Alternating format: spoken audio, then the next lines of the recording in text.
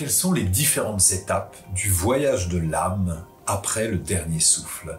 Qu'est-ce qu'il en est de la réincarnation? Est-ce que c'est prouvé scientifiquement? Et quelles sont les différentes étapes du deuil quand on perd un proche?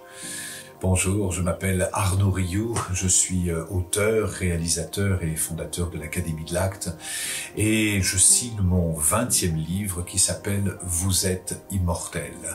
Depuis une trentaine d'années que j'accompagne des groupes, je suis régulièrement sollicité sur cette question de la mort par des personnes qui ont soit perdu un être cher, soit qui ont perdu un parent, qui ont perdu un enfant et qui se posent ces questions fondamentales que souvent dans la course de la vie, on oublie de se poser, et c'est souvent quand on perd un proche qu'on se pose ces questions fondamentales. Qu'est-ce qu'on sait de l'âme? Qu'est-ce que vit l'âme au moment de la mort? Est-ce qu'il existe des preuves scientifiques qui confirment la réincarnation ou la survie de l'âme après le dernier souffle? Est-ce qu'il existe des preuves scientifiques qui prouvent le contraire? Et bien plus que des preuves, quand on s'intéresse au sujet, on réalise que ce sont réellement des questions de conviction. Et pour explorer ce thème aussi bien avec les chamans qu'avec les lamas tibétains, je réalise à quel point le thème de la mort fait partie de notre vie.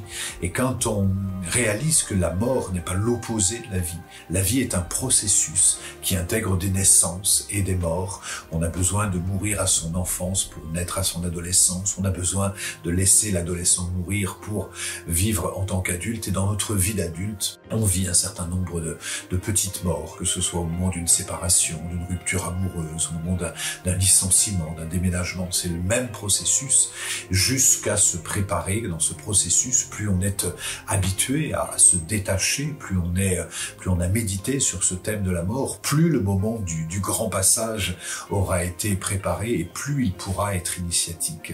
Alors dans ce 20e livre que je suis très heureux de partager avec vous, je l'ai vraiment écrit parce que plutôt que de me chercher à chaque fois qu'on me pose les questions à ces réponses, les réponses à ces questions qui concernent la mort, qui concernent l'âme, qui concernent la réincarnation, qui concernent aussi la communication avec les défunts. Est-ce que c'est souhaitable? Est-ce que c'est accessible à chacun? Qu'est-ce qu'on peut dire des signes qu'on reçoit de nos chers disparus? Et bien plutôt que de répondre à l'oral, j'ai vraiment pris plaisir à écrire ce 20e livre qui s'appelle « Vous êtes immortel ».